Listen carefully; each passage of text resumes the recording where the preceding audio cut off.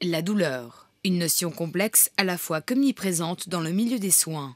Lundi 27 mars, l'EMS Les Mouilles a célébré l'obtention du label « Tous ensemble contre la douleur ». Muriel, que j'ai engagée à l'ouverture des Mouilles, a été très intéressée par ce sujet-là et donc j'ai décidé de la former au CAS qui existe à Genève, qui s'appelle Infirmière ressources soins palliatifs et douleurs.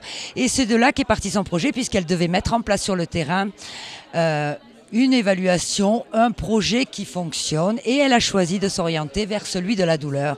Et c'est de là qu'est partie la mise en place et de l'obtention à ce jour de ce nouveau label. Avec ce label, tout le monde a fait une formation pour pouvoir justement mieux affronter ce problème dans une optique pluridisciplinaire. Ce n'est pas seulement les soignants et les soignantes, c'est tout le monde qui doit en être conscient parce que ce qui est le plus important pour les personnes âgées, c'est de mettre un mot sur la douleur, de pouvoir l'exprimer.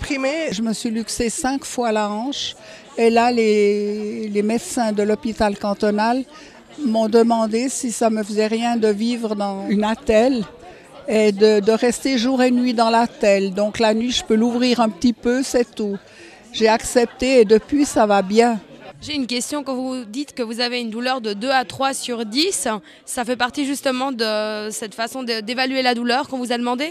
Oui, je l'évalue de 2 à 3, pas plus. Je peux m'étendre, j'ai un lit confortable, j'ai tout ce qu'il faut.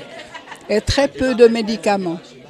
Est-ce qu'avant, vous arriviez à évaluer votre douleur, à vous dire, tiens, est-ce que ça vaut la peine ? Ah non, j'ai appris ça ici.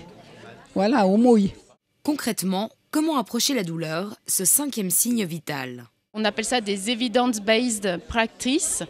Donc c'est des échelles d'évaluation. Il en existe d'abord une qu'on utilise toujours en premier, qui permet l'auto-évaluation, qui s'appelle l'échelle, par exemple, verbale simple ou l'échelle numérique aussi. Tout dépend, on saisit celle qui correspond le mieux à la compréhension du résident.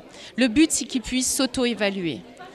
Et puis, comme vous le savez, la population que nous côtoyons, que nous accompagnons, souffre de troubles cognitifs en lien avec souvent la démence.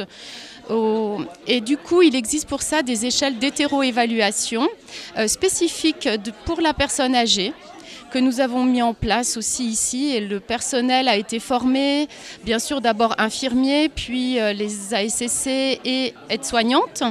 Et tout le personnel d'animation, de cafétéria et d'administration et de lingerie a été sensibilisé à pouvoir repérer la douleur, ou en tout cas pouvoir transmettre que le résident s'est plaint d'eux ou c'est bizarre, il n'est pas comme hier, c'est pas comme je le connais, il se passe quelque chose. Est-ce que ce serait la douleur ?